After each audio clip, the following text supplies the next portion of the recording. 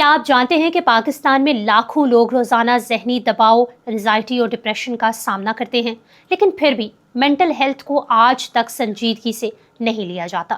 World health organization کے مطابق دنیا بھر میں 1 ارب سے زائد لوگ کسی نہ کسی ذہنی بیماری کے ساتھ زندگی گزار رہے ہیں۔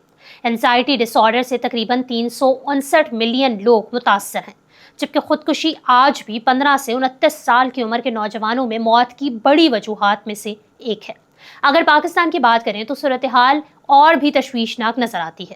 پاکستان دنیا کی سب سے نوجوان آبادی رکھنے والے ممالک میں شامل ہے، جہاں تقریباً 70% آبادی 30 سال سے کم عمر ہے۔ لیکن یہی نوجوان نسل سب سے زیادہ ذہنی دباؤ، مستقبل کی غیر یقینی صورتحال، تعلیمی پریشر، معاشی مسائل اور سوشل میڈیا کے اثرات کا شکار ہے۔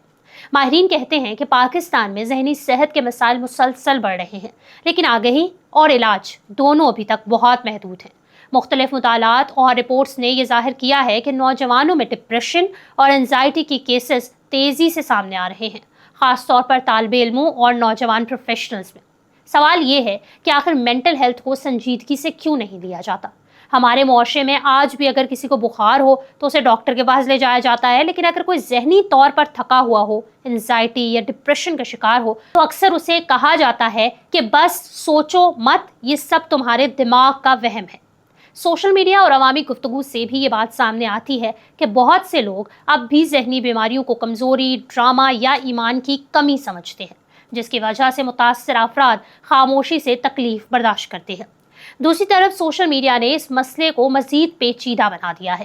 انسٹاگرام، ٹک ٹاک اور دیگر پلیٹ فارمز پر مسلسل کمپیریزنز، perfect life styles, beauty standards اور آن لائن پریشر نوجوانوں کی ذہنی صحت پر اثر ڈال رہے ہیں۔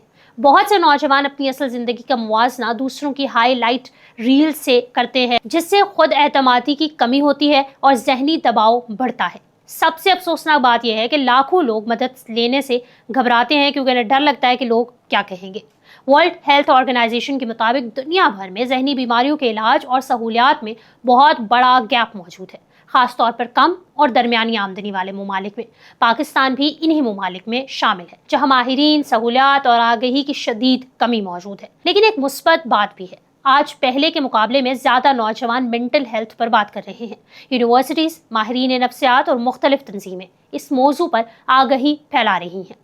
خاموشی آہستہ آہستہ گفتگو میں بدل رہی ہے، کیونکہ مینٹل ہیلتھ کوئی لگژری نہیں، ایک بنیادی ضرورت ہے۔ جس طرح جسمانی صحت ضروری ہے، اسی طرح ذہنی سکون، جذباتی استحکام اور اندرونی سکون بھی ضروری ہے۔ اور شاید اب وقت آ گیا ہے کہ ہم سمجھیں کہ مینٹل ہیلتھ میٹرز۔